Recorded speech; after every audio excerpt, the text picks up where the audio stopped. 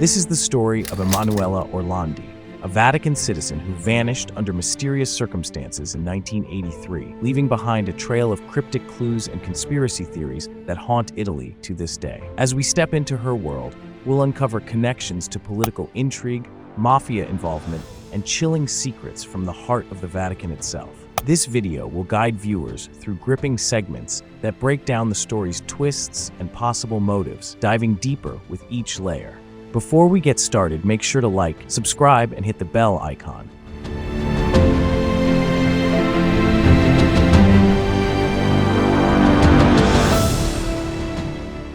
An Italian TV program claims to have new evidence regarding the ongoing investigation into Emanuela Orlandi, the daughter of a Vatican employee who disappeared 40 years ago.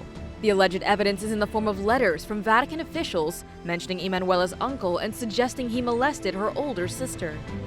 Segment 1. A summer evening turned tragic.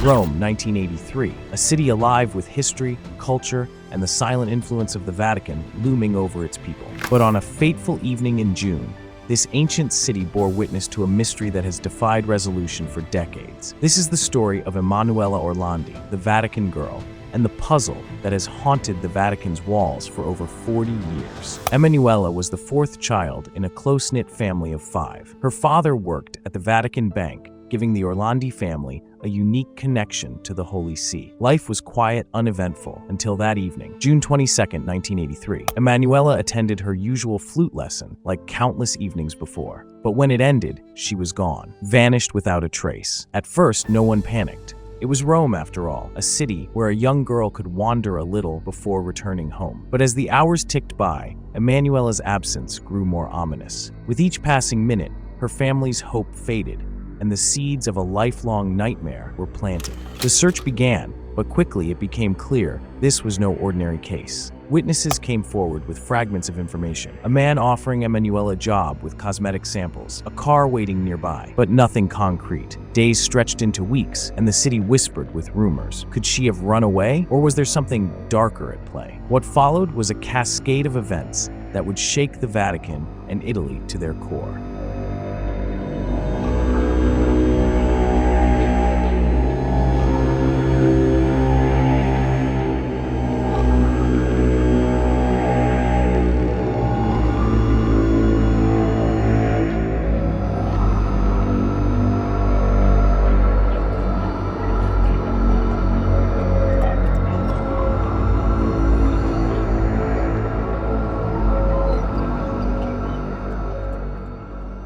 Seven days after Emanuela vanished, a stranger reached out to the Orlandi family, identifying himself as the American. His voice was cold, calculated, and his demands? Shocking. According to him, Emanuela was alive, but he would only release her if the Vatican agreed to a monumental request: free Mehmet Ali Akka, the man who attempted to assassinate Pope John Paul II in 1981. Why would a teenage girl's fate be tied to an attempted assassin? The question loomed over Italy. Was this an elaborate hoax, a cruel trick on a grieving family, or was Emanuela really caught in a deadly game of Vatican politics? The timing seemed unbelievable. Mehmet Ali Agca, once a Turkish militant, had shocked the world with his attack on the Pope, claiming he was part of a larger conspiracy. Now, 2 years later, Emanuela Orlandi's life was allegedly being used as leverage. The Italian media erupted, and for the Orlandi family, each headline became a dagger. But the American wasn't done. He began to call news stations, demanding the Vatican release Akka,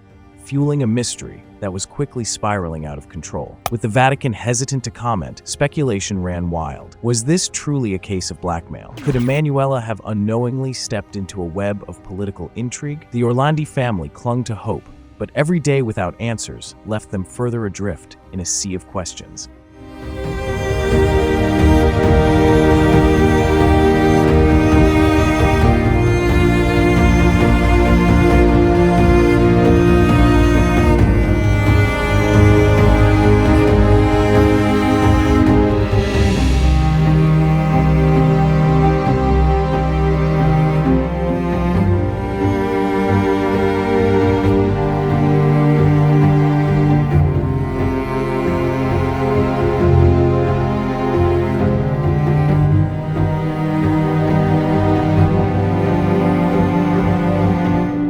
Segment 2. Secrets behind Vatican walls. As the months dragged on, disturbing rumors began to surface. Some hinted that Emanuela's disappearance was no random act, but was connected to powerful individuals within the Vatican itself, men tied to the Vatican Bank, and perhaps even to Italy's most feared criminal organizations. One name surfaced repeatedly: Archbishop Paul Marcinkus, the head of the Vatican Bank. Known for his high-profile connections to Italy's notorious criminal underground, Marcinkus was rumored to have connections to the Italian Mafia and links to illegal money laundering schemes. Could Emanuela have been a pawn in a twisted financial and criminal web involving one of the Vatican's most powerful figures? Italian investigators followed the trail to Roberto Calvi, dubbed God's Banker, who had close ties to the Vatican Bank and the Mafia. Just a year after Emanuela's disappearance, Calvi was found dead, his body hanging beneath Blackfriars Bridge in London. Many believed his death was a message, a warning for those who knew too much. With Calvi's death, the trail grew colder, but the speculation only intensified. The Mafia, the Vatican, the Italian government. Was there a hidden alliance that held the answer to Emanuela's fate? And if so, what exactly did these powerful entities have to lose? The silence from the Vatican was, and for the Orlandi family, each day without closure was a reminder of the potential forces conspiring against them. But they didn't give up. Driven by love and despair, they refused to let Emanuela's memory fade. Years passed, but Emanuela's case never faded from Italy's collective memory. In 2019, new hope emerged. Following a tip-off, investigators searched 2 Vatican tombs in an attempt to find Emanuela's remains. The eyes of the world were once again fixed on the Vatican as they opened the ancient sarcophagi, only to find them empty.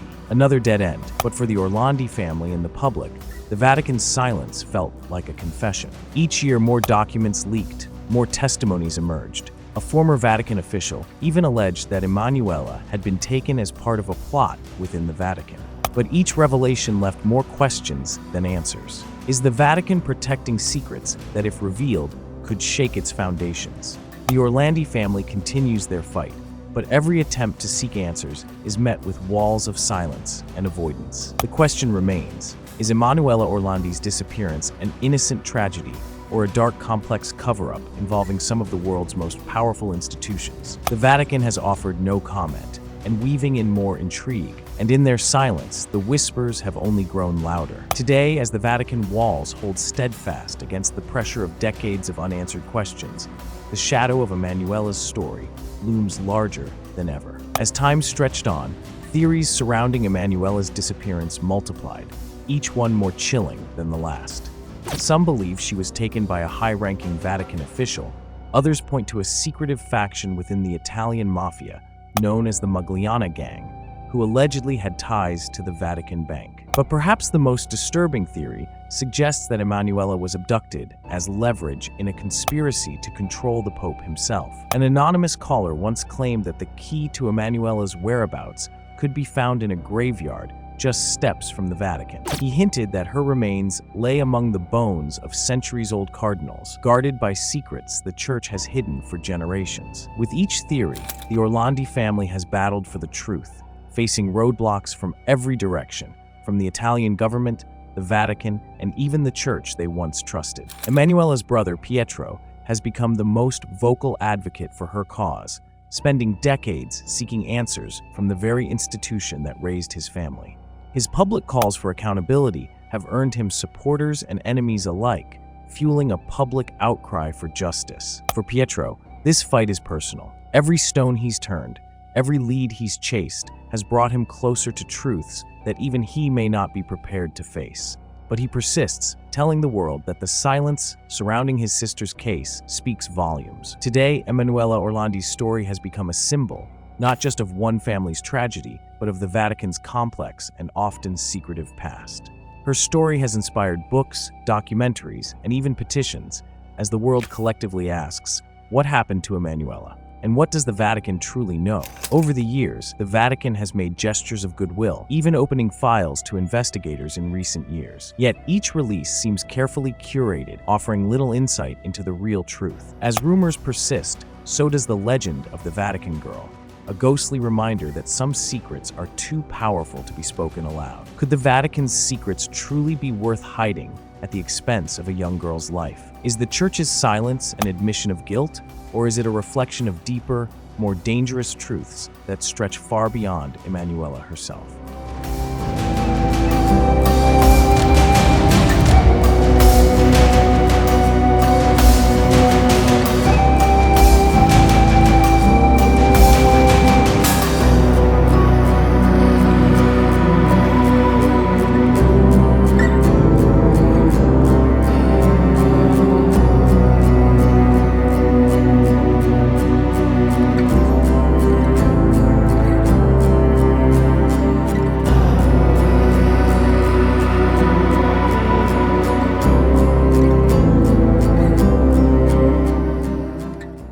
Final segment, a call for justice. Emanuela Orlandi's disappearance may be a mystery, but her memory remains a beacon of hope for those who refuse to let her story fade into history. For her family, every day without answers is a reminder of what's been lost, but also a call to action. And now the story asks questions. For decades, we've lived in a limbo of unanswered questions and evasion, but some will not rest until we know what happened to Emanuela. This isn't just our fight. It's a call for justice, for accountability, for truth. Could she hold on for 40 years? Her loved one is never giving up the hope?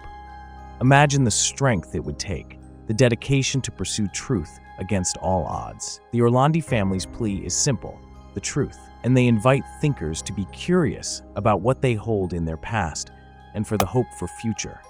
Because every story deserves an ending, and some mysteries demand to be solved. Thank you for watching, and remember to follow us here at Mystery Media, where we unravel the world's darkest enigmas, one case at a time.